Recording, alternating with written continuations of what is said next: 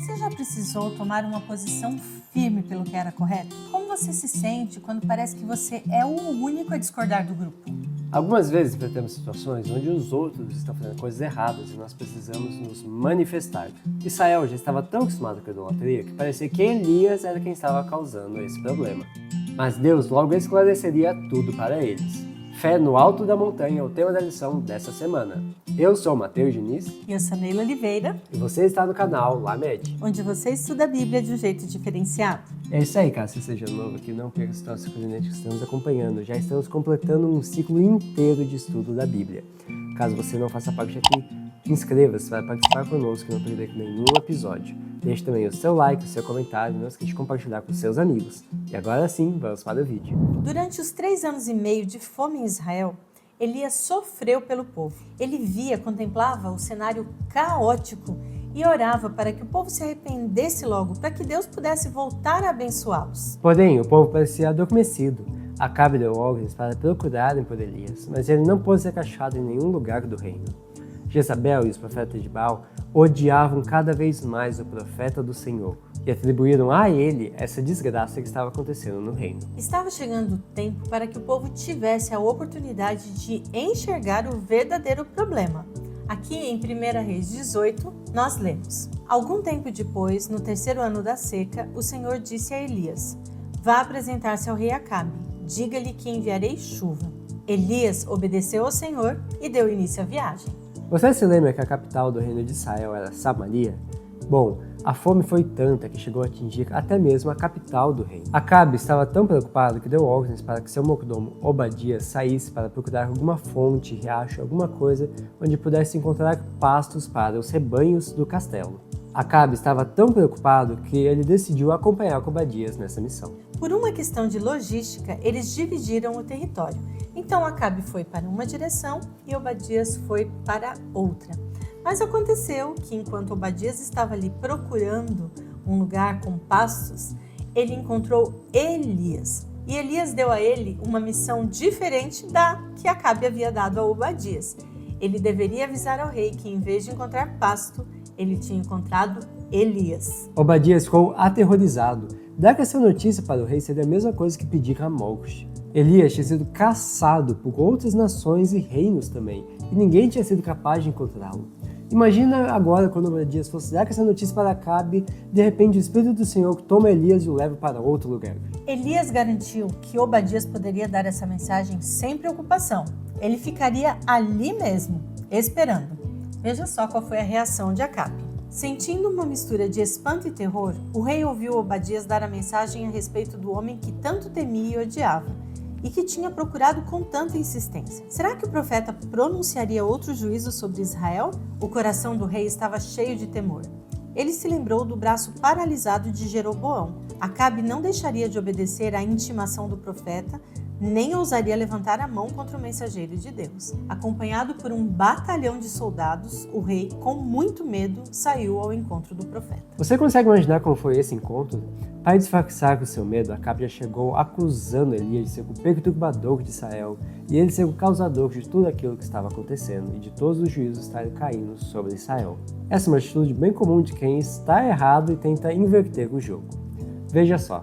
Os que praticam o mal normalmente culpam os mensageiros de Deus pelas calamidades que sofrem por terem se afastado do caminho da justiça. Quando o espelho da verdade é colocado diante do cristão sob o poder de Satanás, eles se sentem ofendidos por serem reprovados. Cegados pelo pecado, sentem que os servos de Deus se voltaram contra eles e merecem ser duramente criticados. Elias, é claro, colocou as coisas no seu devido lugar e disse que quem era responsável por tudo aquilo era Acabe e sua família. Mesmo Acabe sendo rei, quem deu a ordem agora foi Elias. E ele mandou que Acabe dissesse ao povo para se reunir com ele no dia seguinte, lá no topo do Monte Carmelo. Ele também deveria levar os 450 profetas de Baal e os 400 profetas de Azerá, que comiam à mesa de Jezabel, ou seja, que eram alimentados com o dinheiro do povo. Acabe ficou pianinho e obedeceu às ordens de Elias imediatamente. No dia marcado, o povo de Israel se reuniu bem próximo do topo do monte. Os profetas de Jezabel chegaram com toda a sua pompa, tendo como líder o próprio rei. e o povo de Israel os recebeu com muito entusiasmo. Por sua vez, Elias estava sozinho ali. Aparentemente, ele era o único que estava ali para defender a honra de Deus. Mas há um detalhe importantíssimo nessa história. Elias não estava sozinho. Ele estava cercado de anjos magníficos em poder. Elias não tinha dúvida da sua missão, por isso ele comandou aquele evento. Primeiro, ele chamou a atenção do povo para que eles parassem de ficar em cima do muro. Logo em seguida, ele fez o desafio. Era tudo muito simples. Os profetas de Baal teriam a oportunidade de provar que o Deus que eles serviam era verdadeiramente o Deus de Israel. Deveriam oferecer como sacrifício, e logo em seguida Elias faria um sacrifício também. Quem enviasse fogo do céu para consumir o sacrifício seria o Deus verdadeiro. Você conhece a história. Os profetas de Baal passaram a manhã inteira se contorcendo, gritando, se cortando e nada de fogo.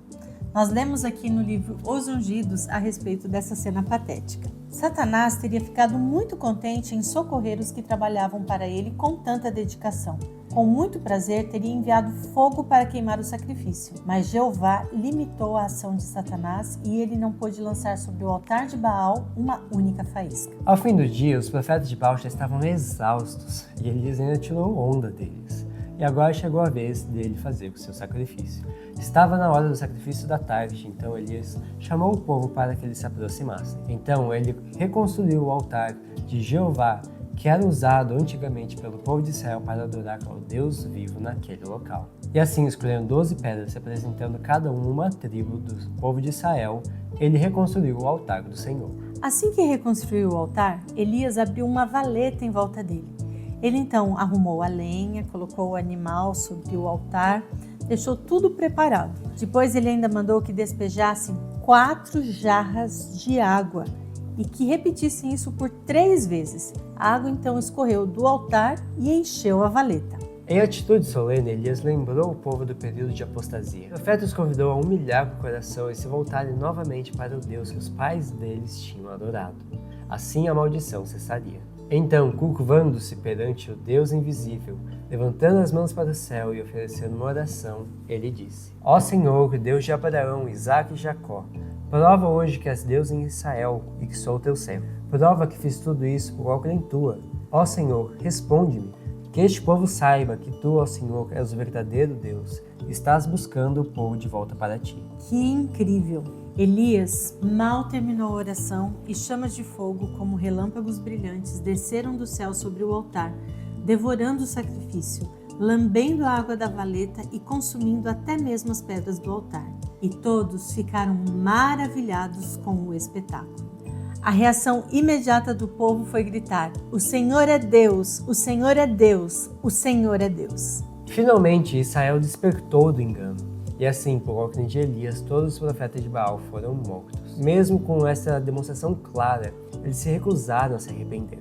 E assim teve início a reforma em Israel, sob a liderança de um homem chamado Elias.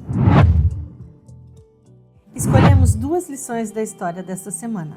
A primeira tem a ver com a postura dos mensageiros de Deus.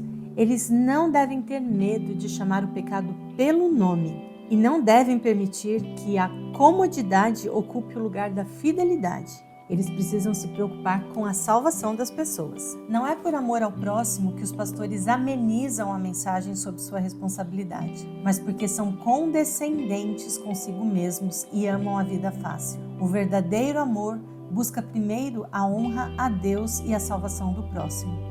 Os que possuem esse amor não deixarão de falar a verdade para fugirem dos resultados desagradáveis de falar com clareza. Quando as pessoas estão em perigo, os pastores de Deus falarão a palavra que lhes é ordenada, recusando desculpar o mal. E a outra lição é essa aqui. O Senhor abomina a atitude indiferente no momento de crise. Todo o universo observa o interesse indescritível às cenas finais do grande conflito entre o bem e o mal. O que pode existir de mais importante para o povo de Deus que sua lealdade ao Deus do céu? Em todos os séculos, Deus contou com heróis morais e hoje não é diferente.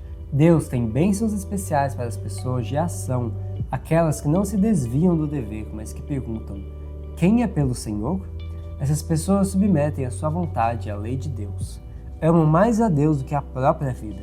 Fidelidade a Deus é o seu lema. E agora chegou o momento dos abraços, começando com o professor Leonardo da base Help da igreja de Cajuru, da cidade de Curitiba, Paraná. E também para os adolescentes da igreja do Bom Pastor da cidade de Catanduva, São Paulo.